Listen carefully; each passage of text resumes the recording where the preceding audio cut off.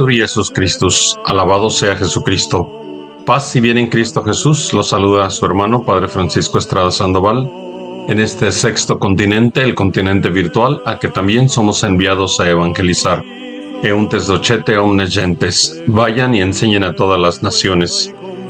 Les comparto la reflexión del Evangelio del quinto domingo de Cuaresma. Vamos muy atrasados. Hoy es Viernes de Dolores. Estamos el domingo ya iniciando la Semana Santa con el Domingo de la Pasión del Señor, mejor conocido como el Domingo de Ramos. Les envío como quiera esta reflexión, no nos hace mal, creo que nos ayuda bastante para introducirnos en este caminar de los misterios de la Semana Santa e iniciar el jueves el Triduo Pascual. Iniciamos con la oración colecta. Oremos. Te rogamos, Padre de misericordia, que con tu auxilio avancemos animosamente hacia aquel grado de amor con el que tu Hijo por la salvación del mundo se entregó a la muerte. Él que vive y reina contigo en la unidad del Espíritu Santo y es Dios por los siglos de los siglos. Amén. Proclamación del Santo Evangelio de nuestro Señor Jesucristo según San Juan. Gloria a ti, Señor. En aquel tiempo, Jesús se retiró al monte de los Olivos y al amanecer se presentó de nuevo en el templo, donde la multitud se le acercaba, y él, sentado entre ellos, les enseñaba. Entonces los escribas y fariseos le llevaron a una mujer sorprendida en adulterio, y poniéndola frente a él le dijeron: Maestro, esta mujer ha sido sorprendida en flagrante adulterio. Moisés nos manda en la ley apedrear a estas mujeres. ¿Tú qué dices? Le preguntaban esto para ponerle una trampa y poder acusarlo. Pero Jesús se agachó y se puso a escribir en el suelo con el dedo. Pero como insistían en su pregunta, se incorporó y les dijo: Aquel de ustedes que no tenga pecado, que le tire la primera piedra. Se volvió a agachar y siguió escribiendo en el suelo. Al oír aquellas palabras, los acusadores comenzaron a escabullirse uno tras otro, empezando por los más viejos, hasta que dejaron solos a Jesús y a la mujer que estaba de pie junto a él. Entonces Jesús se enderezó y le preguntó: Mujer, ¿dónde están los que te acusaban? ¿Nadie te ha condenado? Ella le contestó: Nadie, Señor. Y Jesús le dijo: Tampoco yo te condeno. Vete y ya no vuelvas a pecar. Palabra del Señor. Gloria a ti, Señor Jesús. Iniciamos con nuestra reflexión. El domingo pasado, en la parábola, nuestro Señor nos habló del caso de un joven que refleja la vida de muchos de nosotros.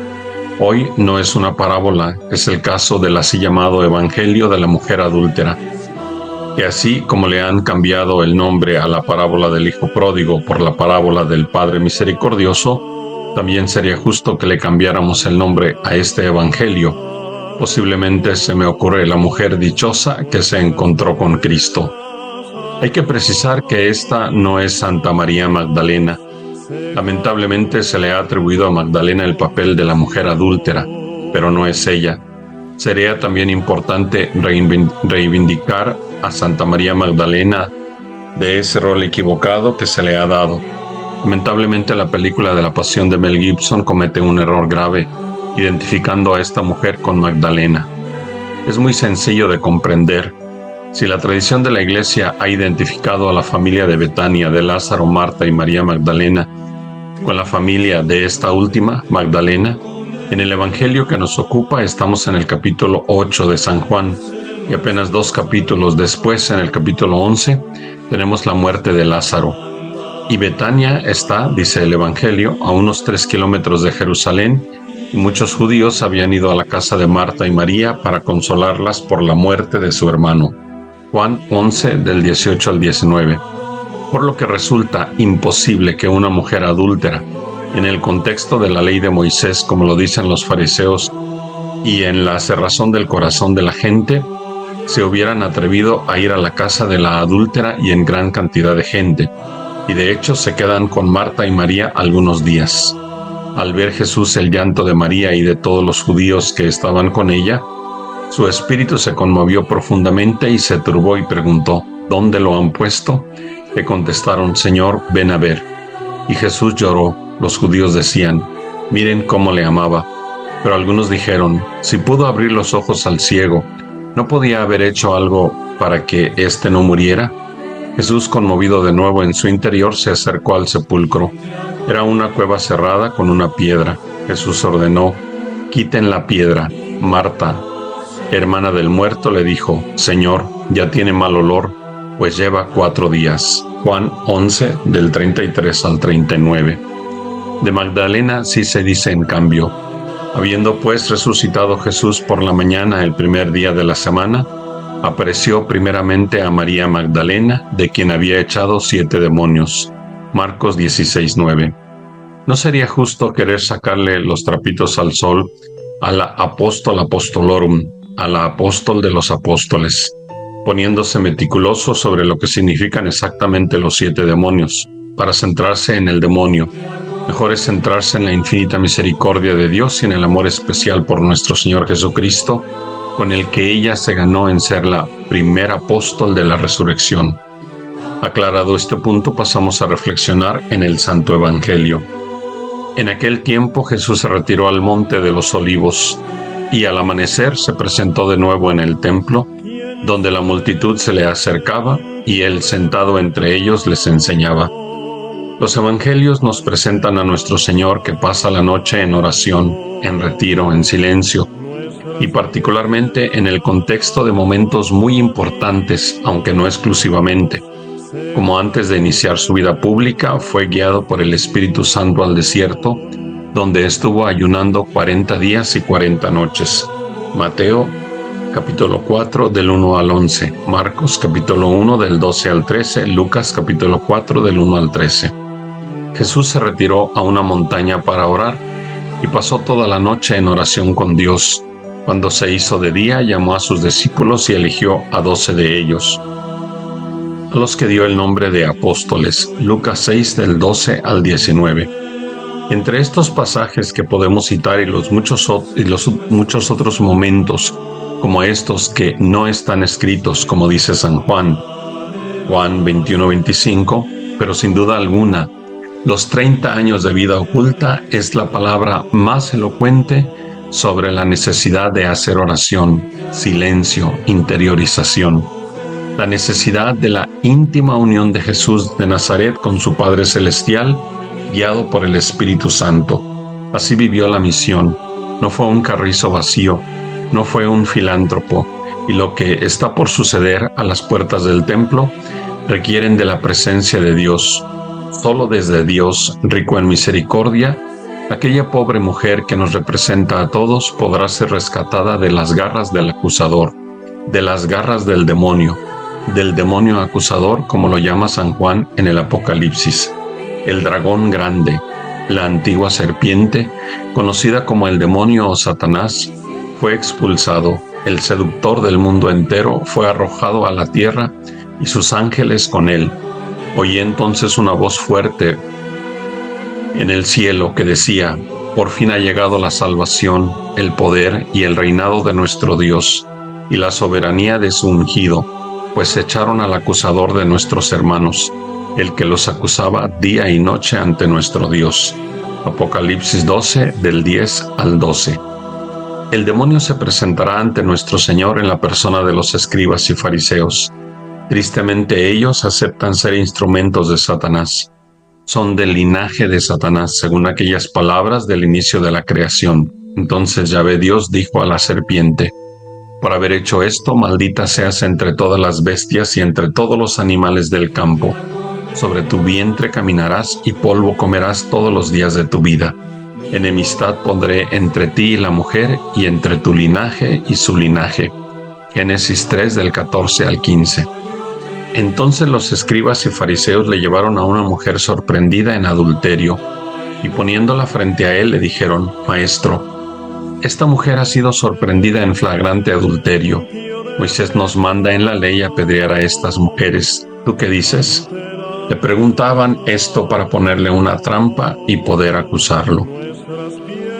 Lo impactante es que los escribas y fariseos, que sí eran grupos religiosos, en general se acerquen a nuestro Señor para juzgarlo, para ponerle trampas, para criticarlo. ¡Qué pérdida de tiempo! Cuando reflexiono sobre esta actitud me lleno de temor, solo de pensar que yo puedo estar en la Santa Madre Iglesia, acercándome a nuestro Señor, perdiendo el tiempo en tonterías. Lo peor, siendo instrumento de Satanás el acusador, al acusar a mis hermanos, al llevarlos ante nuestro Señor, pero para que sean juzgados con severidad, o mejor aún, para que sean condenados. Es tan fácil perder el tiempo en la iglesia. Lo he visto mucho a lo largo de mi vida. La gente se dedica a muchas cosas, a cantar en misa, sin poner atención, o sin vivir la Santa Eucaristía, a ser ministros paseándose por todo el templo como en una pasarela, como si fuera una alfombra roja, para ser vistos y admirados, apropiándose de los ministerios, etc. Dios nos libre de semejante desgracia, que no solo es pérdida de tiempo, sino sobre todo pérdida del alma, que es peor. Sobre el caso de la mujer sorprendida en flagrante adulterio, a todas luces se ve que es una artimaña bien armada. La pobre mujer debió haber caído en la trampa con el varón para que justo ahí llegaran los escribas y fariseos. Hermanos, si estos acusadores descendientes de Satanás no son diabólicos, entonces ¿qué cosas son? No podía haber algo más monstruoso y satánico. Solo el mismo diablo les pudo inspirar semejante trampa, y lo que sigue es peor. Si quisiéramos recrear la escena, nos daría horror.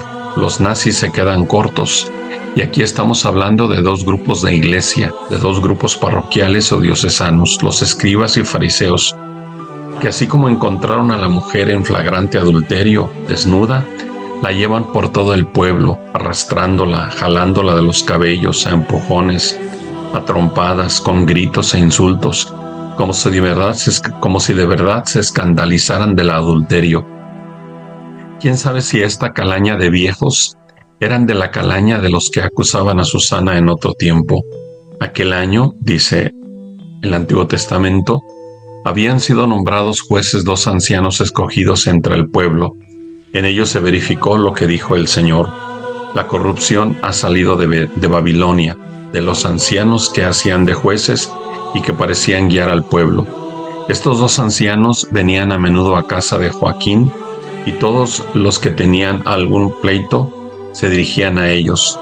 Cuando a mediodía ya todo el mundo se había retirado, Susana iba a pasear por el jardín de su marido.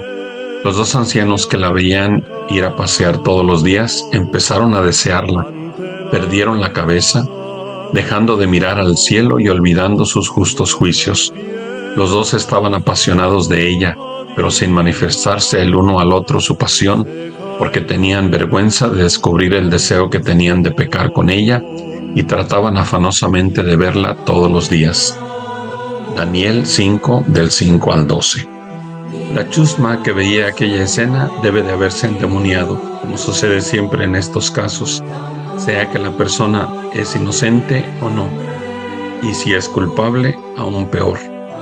Pero también entremos un momento en el corazón de aquella pobre mujer.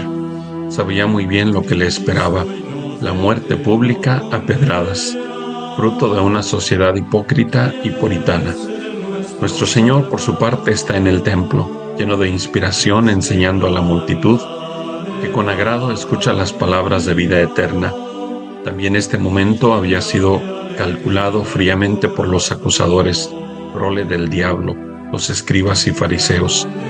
Habían analizado con lujo de detalles cuándo podía ser el mejor momento de poner a nuestro Señor, según ellos, en una encrucijada entre la espada y la pared, para que delante de la multitud que lo escuchaba, finalmente quedara en ridículo.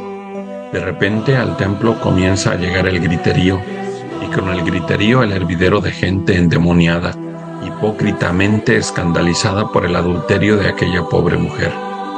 Los escribas y fariseos, dice el evangelista, que allí estaba presente como testigo de aquella infamia, la pusieron delante de él, y con rabia en los ojos, en la boca, con odio en sus ademanes, al final no contra el pecado de la mujer, sino el odio del demonio en ellos contra el mismo Jesús, el Hijo de Dios.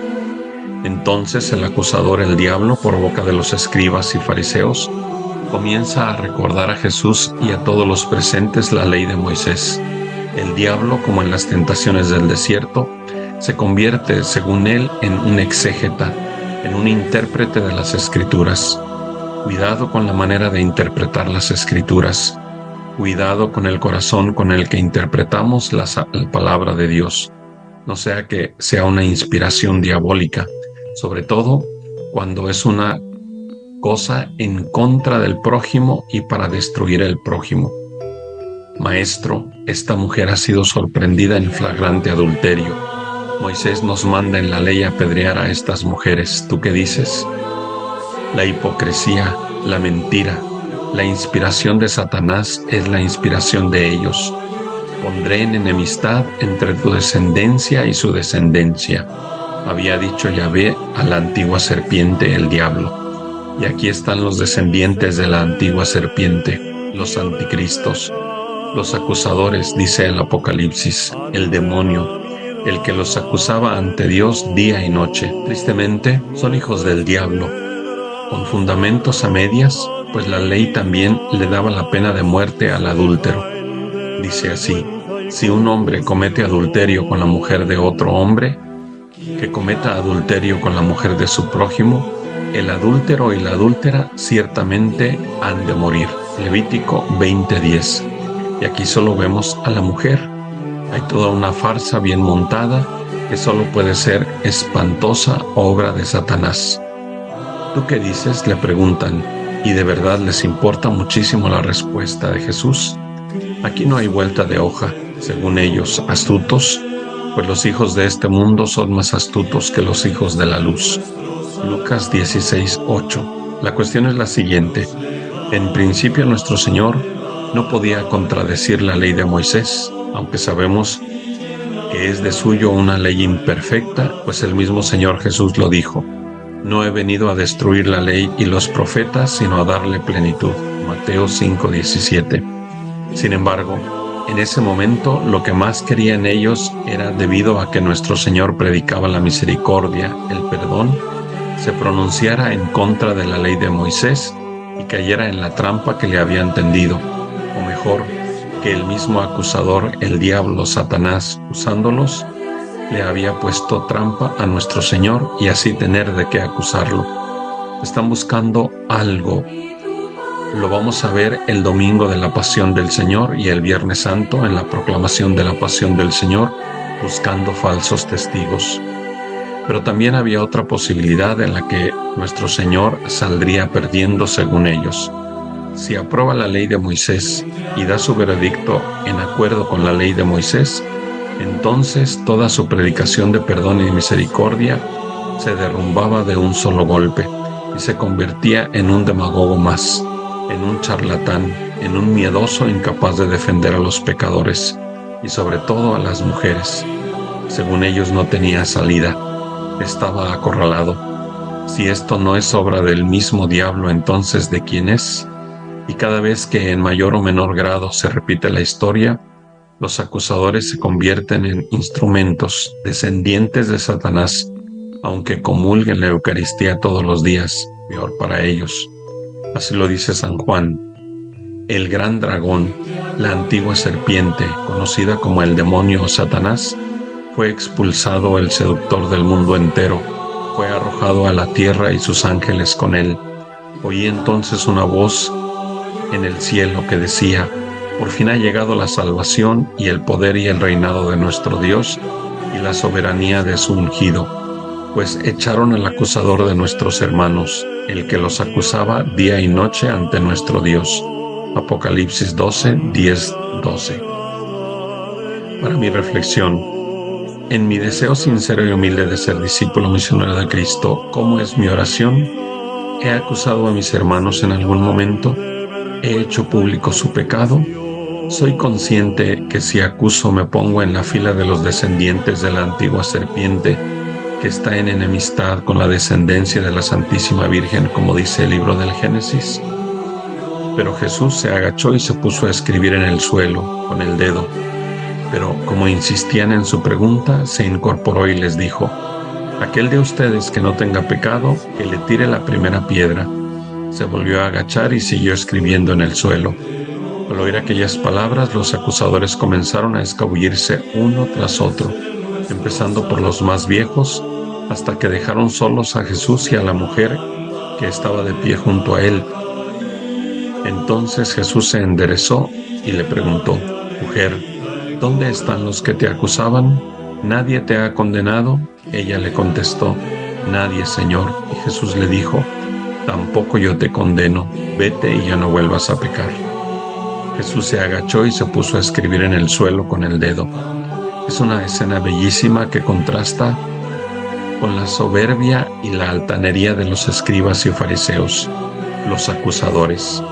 Jesús se agachó, se inclinó, una actitud de mansedumbre, de humildad, que hace remembranza con la kenosis, el anonadamiento, la encarnación. Una vez más Jesús nos dice: aprendan de mí, que soy manso y humilde de corazón. Mateo 11:29. ¿Qué decir de las 2 veces que nuestro Señor se puso a escribir con el dedo? Se puso a escribir en el suelo con el dedo. Se volvió a agachar y siguió escribiendo en el suelo. Escribe con el dedo. Vamos a traer a la mente algunos pasajes que en el Antiguo Testamento son antropomorfismos, es decir, que el escritor sagrado recurre a formas humanas para hablarnos de Dios, que en el caso del Evangelio ya no es un antropomorfismo, porque el Verbo encarnado ha asumido plenamente la naturaleza humana, tiene un cuerpo humano. En la tercera plaga de Egipto se nos narra que Aarón extendió su mano y con el bastón golpeó el polvo del suelo, y aparecieron mosquitos que atacaban a hombres y animales. Todo el polvo del suelo se convirtió en mosquitos por toda la tierra de Egipto. Después del intento fallido de los magos de hacer lo mismo, ellos mismos dijeron al faraón: es el dedo de Dios. Éxodo 8, del 13 al 15. Otro pasaje: cuando acabó de hablar con Moisés en la montaña del Sinaí, le dio las 2 tablas del testimonio, tablas de piedra escritas por el dedo de Dios. Éxodo 31, 18. En el Nuevo Testamento, nuestro Señor también nos habla del dedo de Dios. Pero si yo echo los demonios con el dedo de Dios, entonces es que el reino de Dios ha llegado a ustedes. Lucas 11:20.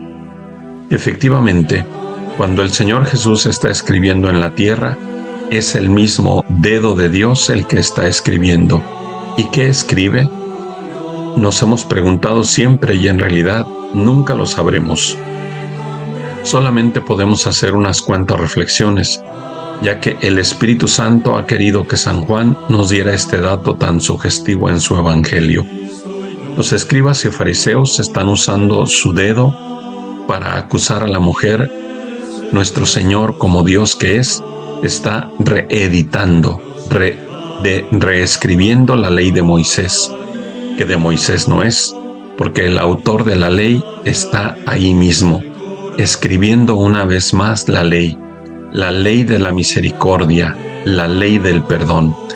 Así como antaño la escribió sobre piedras, ahora la está escribiendo simbólicamente en la tierra, pero en realidad la está escribiendo en los corazones. Dice Yahvé: pondré mi ley en su interior, la escribiré en sus corazones. Jeremías 31:33. Hay un dato que nos da el evangelista y que por lo menos a mí me hace sacar una conclusión. Dice el evangelista: pero como insistían en su pregunta, se incorporó y les dijo: aquel de ustedes que no tenga pecado, que le tire la primera piedra. Se volvió a agachar y siguió escribiendo en el suelo. Al oír aquellas palabras, los acusadores comenzaron a escabullirse uno tras otro, empezando por los más viejos. Se trata de la palabra escrita en la tierra por el mismo dedo de Dios, Jesucristo, y por la palabra de vida eterna, que es el mismo Jesucristo, palabra de vida eterna. Ante la palabra que está ahí, que la escuchan y la leen, los escribas y fariseos comienzan a escabullirse. No comienzan a irse, no comienzan a retirarse, no comienzan a marcharse, sino que comienzan a escabullirse. que es lo mismo que huir, comenzando por los más viejos.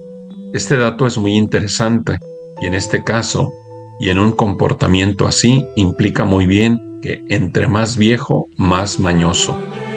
Nos viene a la mente la profecía de Simeón, cuando en el templo la Santísima Virgen lleva a su niñito de apenas 40 días para presentarlo según la ley de Moisés, dice el evangelista.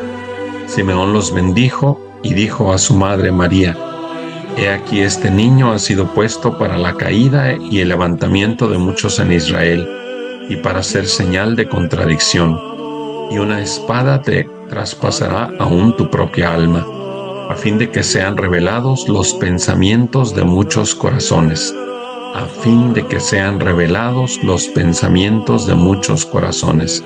Lucas 2:34. Menos mal que sintieron el peso de sus pecados revelados por el Señor Jesús, no para acusarlos, sino para darse cuenta de que delante de Dios ningún hombre es inocente, como dice el Salmo 143 en el versículo 2. Que por tanto, también ellos necesitan de la misericordia de Dios que estaba delante de ellos para que los sanara de su odio y de su hipocresía. Sin embargo, ellos se escabullen de la misericordia, huyen de la misericordia. Y continúa el Evangelio, hasta que dejaron solos a Jesús y a la mujer que estaba de pie junto a él. La intención de los acusadores era utilizar a la mujer adúltera para que nuestro Señor resultara culpable y tener de qué acusarlo. Pero la providencia de Dios cambió radicalmente los acontecimientos. Sin querer, llevaron a la mujer al lugar indicado, al templo, lugar por excelencia de la misericordia de Dios, porque ahí debe estar Dios, no exclusivamente, pero sí preferentemente. La llevaron ante el pastor que es Jesús. Le llevan a su ovejita perdida. Ya no tiene el pastor que salir a buscarla. Ellos mismos se la llevaron a sus pies, solo que no cargándola en sus hombros y sanando sus heridas. Como quiera que sea, llevaron a la ovejita ante su pastor.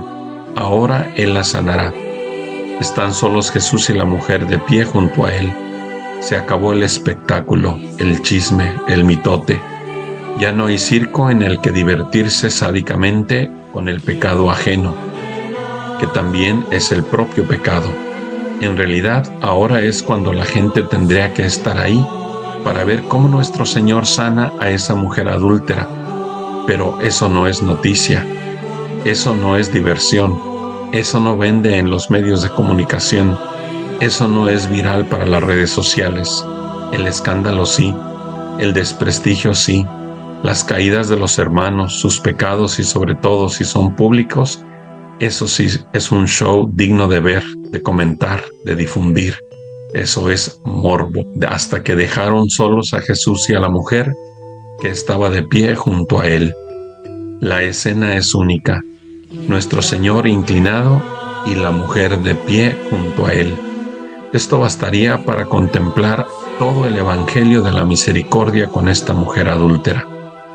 La que había sido sorprendida en flagrante adulterio, la que había sido ultrajada, pisoteada, a punto de morir lapidada, ahora está dignamente de pie junto a él, con su dignidad restituida. Esta es otra samaritana que, sin proponérselo, pero en los designios de la providencia amorosa del Padre Celestial, llegó a las fuentes de la misericordia divina. Aquí podemos entender a San Pablo: donde abundó el pecado, sobreabundó la gracia. Romanos 5:20. Y se quedaron los dos, con insuperables palabras de San Agustín: Misera et misericordia. Ahí está el buen pastor que ha encontrado finalmente a su ovejita perdida. Alégrense conmigo porque he encontrado la oveja que se me había perdido. Lucas 15:6. Ahí está haciendo fiesta en su corazón por la dracma perdida. Alégrense conmigo porque hallé la moneda que se me había perdido. Lucas 15:9. Ahí está el cielo haciendo fiesta por un solo pecador que se arrepiente. De igual manera, hay alegría entre los ángeles de Dios por un solo pecador que se convierte. Lucas 15:10. Si antes habíamos intentado entrar en el corazón de la mujer adúltera, cuando era llevada cruelmente arrastrada por el odio de los acusadores para ser lapidada, ahora nuevamente quisiéramos entrar en su corazón. ¿Y qué encontramos sino un corazón que no atina a comprender lo que ha pasado? ¿Cómo es que sucedió este giro plenamente a favor de ella?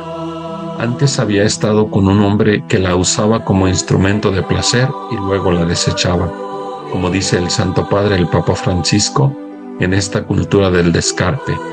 Antes los acusadores la tomaron del pelo y a empujones, golpes y gritos la llevaron humillándola públicamente para ser juzgada y posiblemente condenada.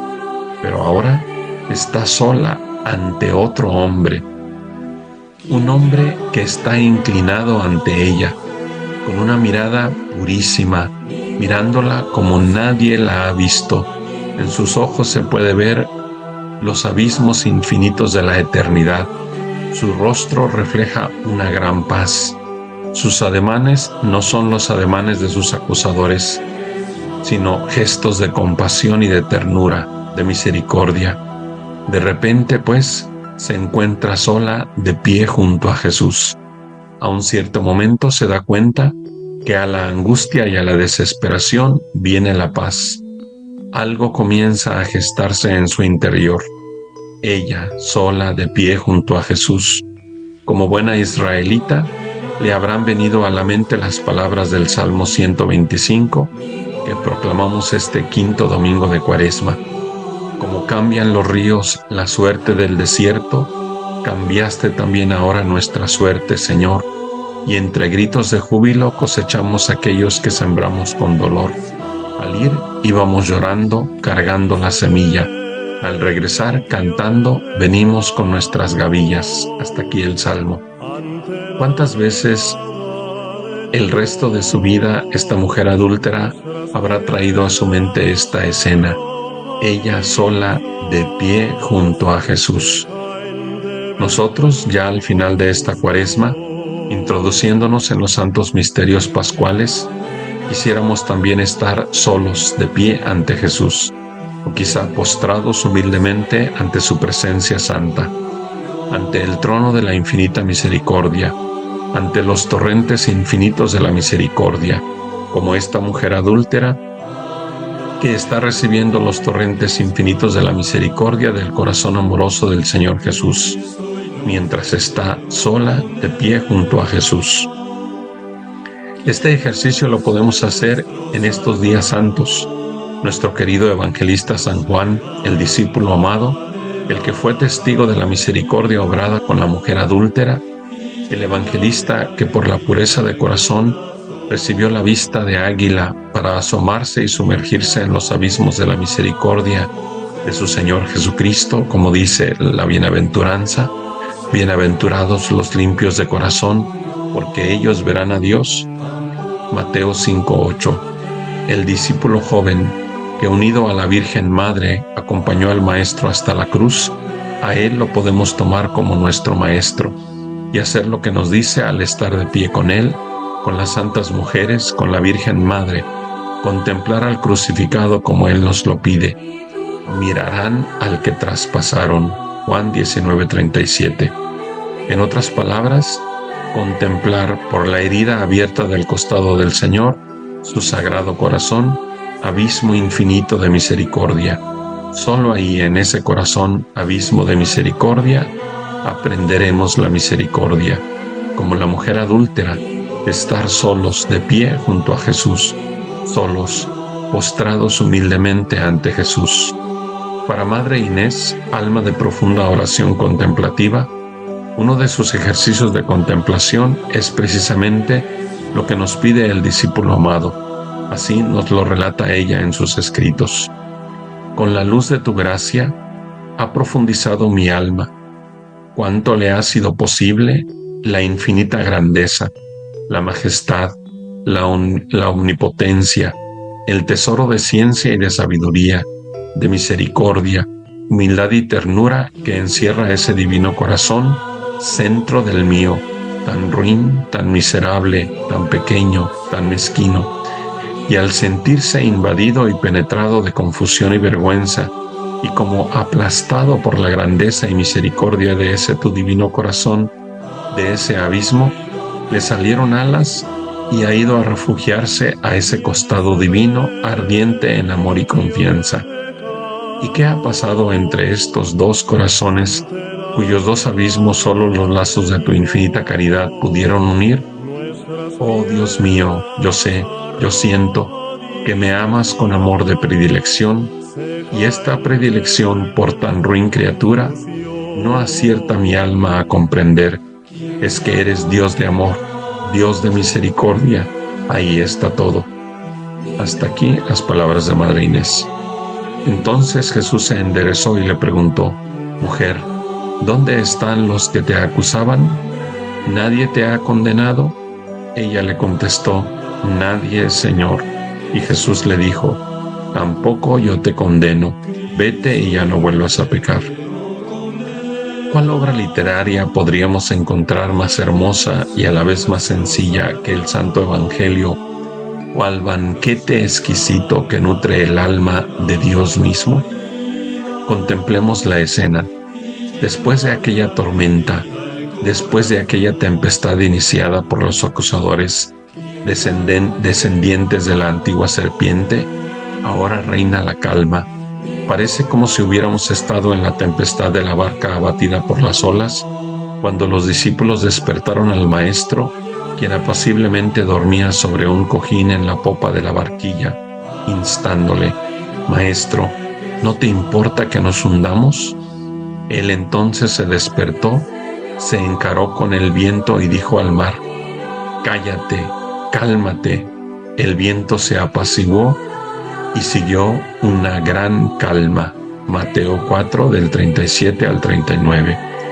Nuestro Señor no se puso a debatir, a dimes y diretes, a realizar apologéticas estériles. Desarmó al demonio con la oración, presencia del Padre y del Espíritu Santo que traía desde la noche anterior. En esa gran paz, los acusadores se escabulleron, huyeron. Parecía que estos embusteros y malandrines finalmente habrían derrotado al Maestro con sus argumentos retorcidos. Y ahora el Maestro, el Príncipe de la Paz, se endereza y en su pedagogía divina, sin imponer, sin sermonear, sin humillar, sin avergonzar, en una exquisita sabiduría y misericordia, involucra a la mujer, como es propio del Divino Maestro, que desea gente pensante, no borregos, no gente adoctrinada, autómata, sin voluntad, como es típico en los métodos de los líderes políticos actuales y de las ideologías actuales, que sustraen el cerebro de las personas.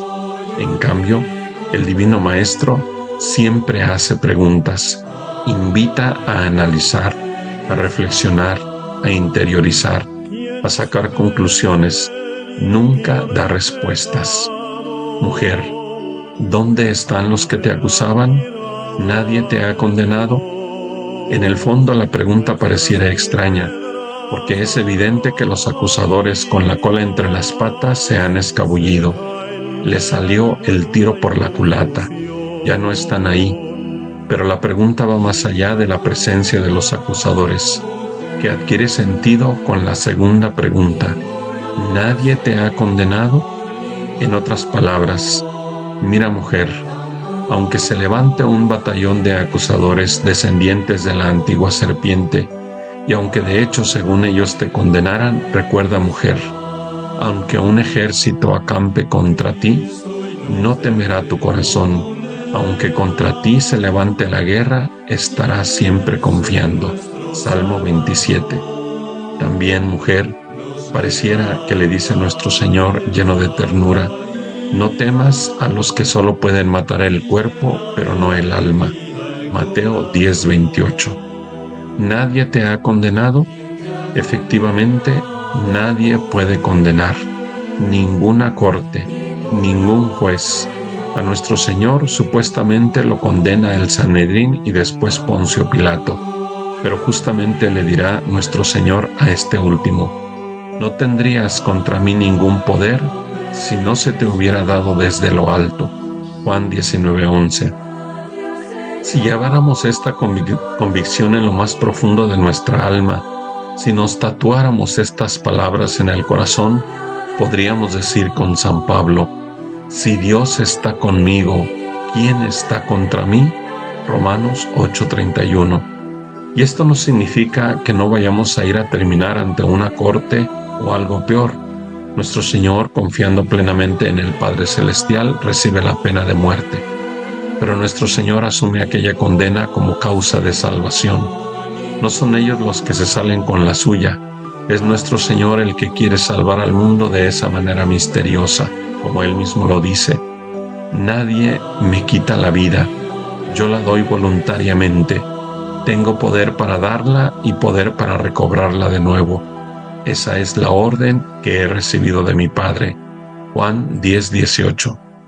Por eso no es correcto ofrecer un pseudo espiritualismo de la confianza, diciendo que con Dios todo sale bien, entendiendo que nunca nos pasará nada malo. Nada más mentiroso que eso. Basta que veamos al crucificado y toda la peregrinación de los mártires en la historia de la Iglesia. En el caso de la mujer adúltera, la libró. Así fue la voluntad de Dios, pero no siempre es así. Pero ese no es el punto más importante. El punto más importante es: nadie te ha condenado, pues nadie te puede condenar, aunque te den la pena de muerte. Entonces Jesús se enderezó y le preguntó: mujer, ¿dónde están los que te acusaban? ¿Nadie te ha condenado? Ella le contestó: nadie, Señor. Y Jesús le dijo: tampoco yo te condeno. Vete y ya no vuelvas a pecar. Hasta este momento nuestro Señor, una vez incorporado, inicia un diálogo con la mujer fuera del griterío, fuera del morbo de los acusadores. La habrá mirado a los ojos, como es propio del Maestro, con dulzura, con misericordia, con ternura. Están los dos de pie, frente a frente, con el verdadero hombre de su vida. La mujer responde a las preguntas del Maestro: nadie, Señor. Son las únicas dos palabras que pronuncia ella en todo el Evangelio. Nadie, Señor. Palabras escuetas, pero llenas de sabiduría. Nadie me ha condenado y nadie me puede condenar. La mujer no dice: pues ahorita nadie me ha condenado, pero ¿qué tal a la vuelta de la esquina? O cuando me encuentre otra vez con esa turba de perversos. No, la mujer está plenamente convencida. Ya no es la mujer que llegó hace un rato, llena de miedo, humillada, ultrajada, envuelta en su pecado.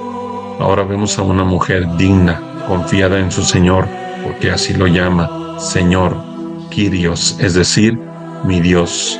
Nadie, Señor, nadie, Kyrios, nadie, Señor Dios.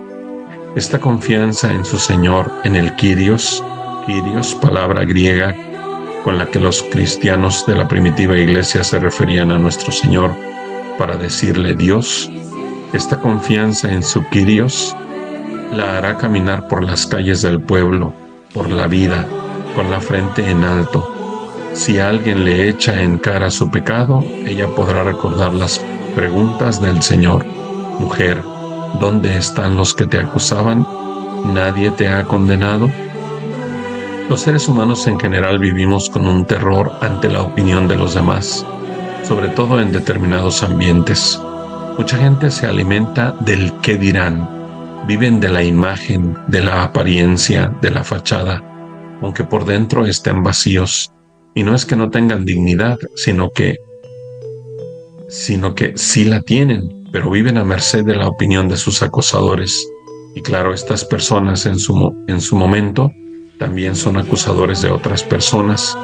Parece que el mundo vive en una ridícula y absurda pasarela, en una ridícula y absurda alfombra roja de payasos disfrazados, maquillados, con cirugías por todas partes, un circo de protagonistas.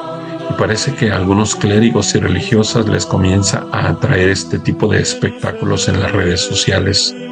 Una vida cimentada en esas arenas movedizas es una vida donde la respuesta a las preguntas ¿Dónde están los que te acusaban? ¿Nadie te ha condenado? Son las respuestas, pues todos me acusan y todos me condenan. Por eso viven en la angustia y en la desesperación. Nuestro amado Padre, el Papa Francisco, nos dijo en un discurso que vivimos en una época que a veces parece obsesionada con la apariencia. Todo el mundo intenta exhibirse. Es la época del maquillaje, no solo de la cara, sino también del alma. Y esto es malo, sobre todo a través de las llamadas redes sociales. Hasta aquí el Santo Padre. Lo que verdaderamente importa en la vida es estar de pie junto a Jesús, porque además Él conoce nuestro corazón. El Padre Celestial conoce lo que hay en el secreto de nuestros corazones y lo conoce con ternura y misericordia, aun cuando sean las mismas miserias las que hay dentro.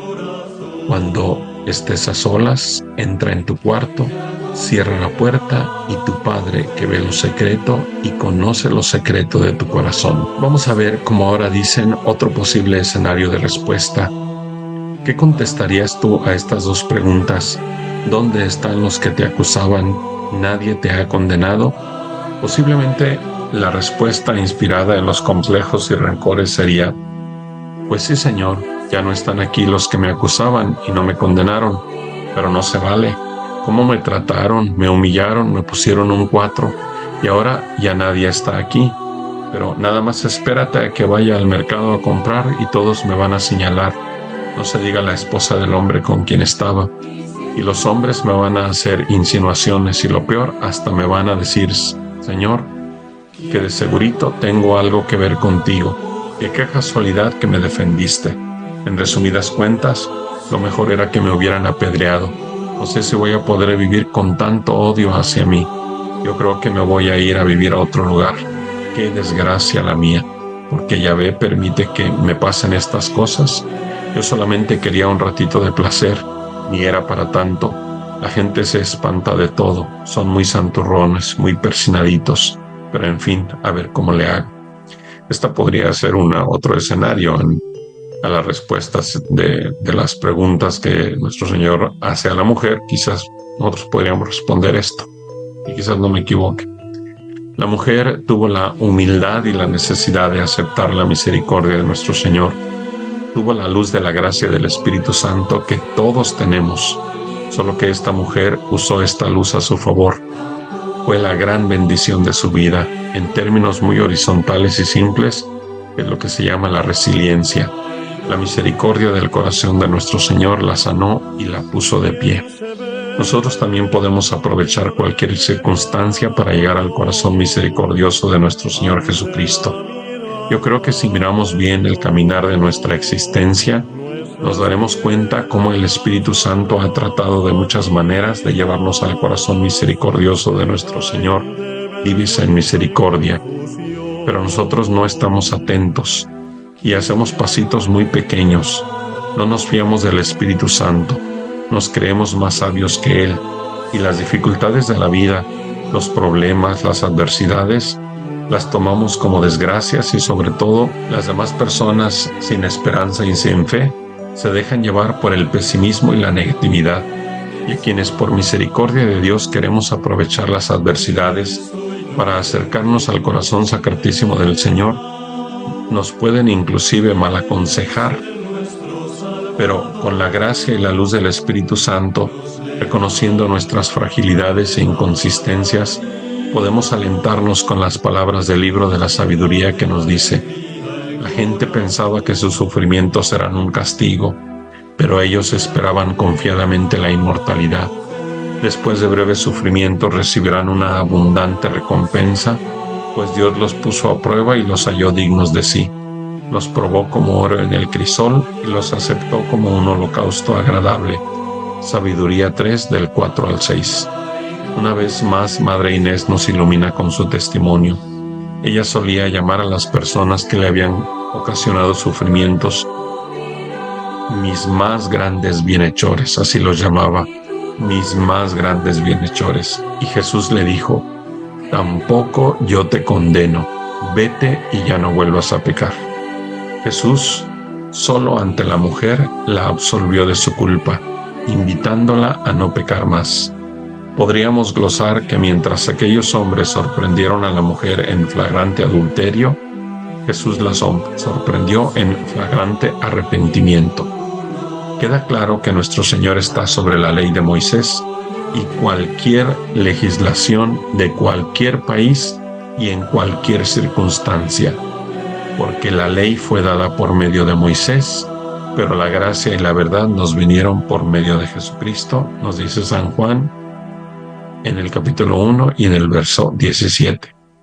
Tampoco yo te condeno, vete y ya no vuelvas a pecar. Cuando la antes mujer adúltera recibió en su alma y en su corazón esta absolución, debió haber experimentado una profunda sanación y una profunda transformación, y con esto el propósito firme de no pecar, pues había comprendido la maldad del pecado, no solo por la humillación y la crueldad de los demás, sino porque el pecado nos aleja de la íntima unión con Dios. Y precisamente hemos sido creados para vivir en la íntima comunión con la Santísima Trinidad. Esta es la razón de ser de nuestra existencia. Y el pecado es lo contrario, es ponerse en enemistad con Dios, estar contra Dios, como ya recordamos las palabras del Génesis. Pondré en enemistad entre tu descendencia y su descendencia. Los seres humanos podrán inclusive legislar a favor de todo tipo de pecado, cometiendo las peores aberraciones legislativas en nombre de los supuestos derechos humanos, en nombre de un humanismo que más que humanismo es salvajismo. Las personas se podrán engañar creyéndose y convenciéndose de la mentira del pecado, pero al final de cuentas, en el interior de la conciencia no habrá paz, no habrá verdadera alegría, y por eso se buscará la alegría en los mercados más groseros y burdos del mundo, pero esta no se encontrará. El único que nos puede iluminar sobre la realidad del pecado es Dios mismo. Es estar como la adúltera junto a Jesús. Es recibir en el corazón, ya no vuelvas a pecar. Nuestro Señor no la condena, pero sí le dice la verdad a la mujer, no vuelvas a pecar. En otras palabras, la manera cruel en la que estos hombres hipócritas te trajeron hasta mí no es la manera correcta. Pero de que estabas pecando, sí estabas pecando. Por eso no vuelvas a pecar. Primero nuestro Señor la defendió, fue su abogado, y al no condenarla, fue su juez misericordioso. Nos dice San Juan en una de sus cartas: hijitos míos, les escribo estas cosas para que no pequen. Y si alguno peca, tenemos un abogado ante el Padre, a Jesucristo el justo, porque Él es verdadero juez que actúa como abogado. Primera de Juan 2:1. Desde la cultura y la idiosincrasia del tiempo de nuestro Señor, esta acción y muchas otras acciones de nuestro Señor en relación a las mujeres, y luego de la primitiva Iglesia en relación, por ejemplo, con las viudas, debió haber sido toda una revolución en el sentido más profundo de la palabra. Aquí no hay nada de feminismo barato, de una búsqueda de emancipación del patriarcado, del odio de la mujer contra el varón. No, nada de eso. Porque en los planes de Dios Padre, una mujer virgen concibe sin participación de varón a un hijo que restituirá la dignidad a las mujeres, que libremente tratará con todo tipo de mujer, pero que no les otorgará lugares ridículos que según las empoderen para convertirlas en mujeres semivarones por los roles que juzgue la sociedad. De ninguna manera. La mujer es mujer y tiene una misión única y trascendental en la vida de la sociedad. Si queremos hablar de mujeres que han influido grandemente en la historia de la humanidad, tenemos que postrarnos humildemente ante María Santísima, la mujer humilde y pequeña y por eso la más grande de la historia, la que educó al hombre que cambió los destinos de la humanidad.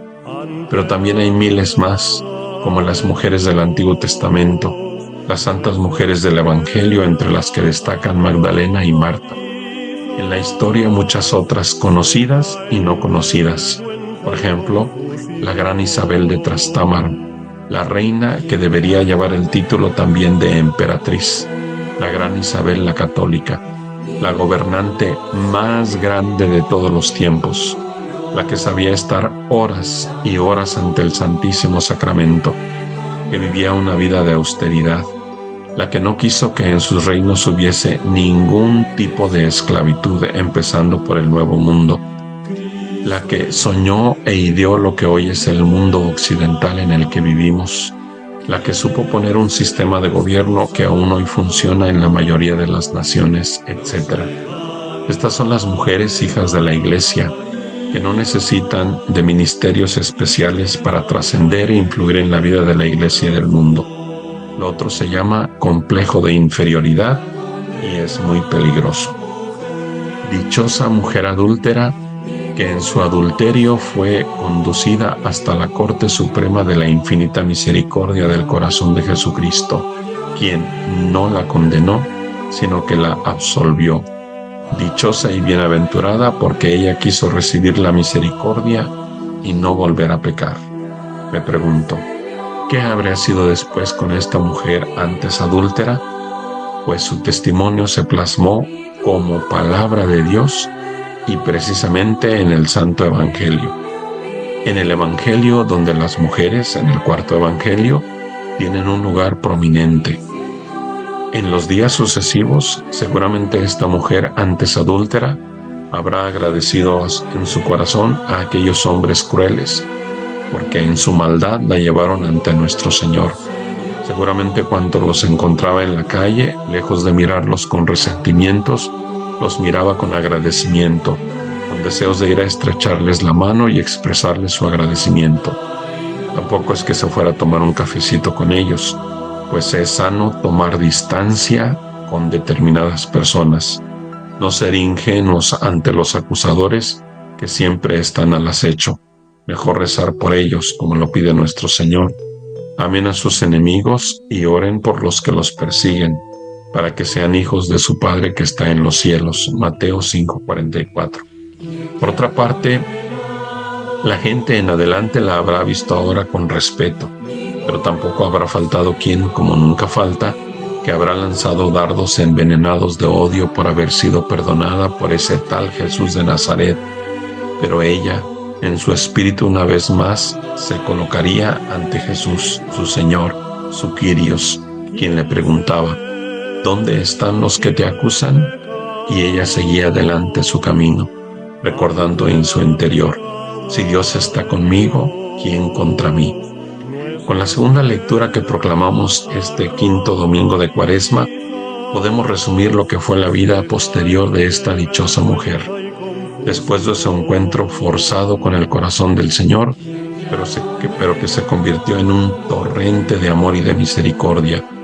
Leo la segunda lectura pensando que es esta mujer la que ahora nos habla después de aquel dichoso encuentro con la misericordia de Jesucristo.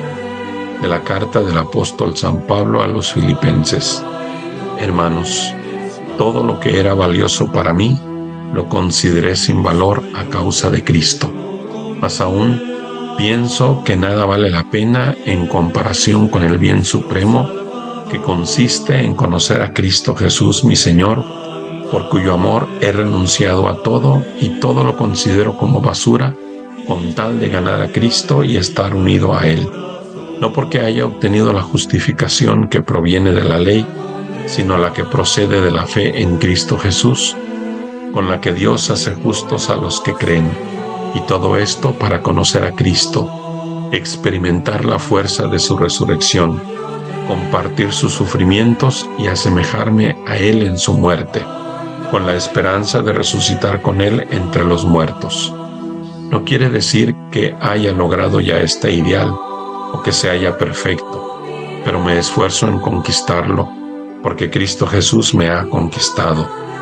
No, hermanos, considero que todavía no lo he logrado, pero eso sí, olvido lo que he dejado atrás y lanzo hacia adelante, en busca de la meta y del trofeo al que Dios, por medio de Cristo Jesús, nos ha llamado desde el cielo.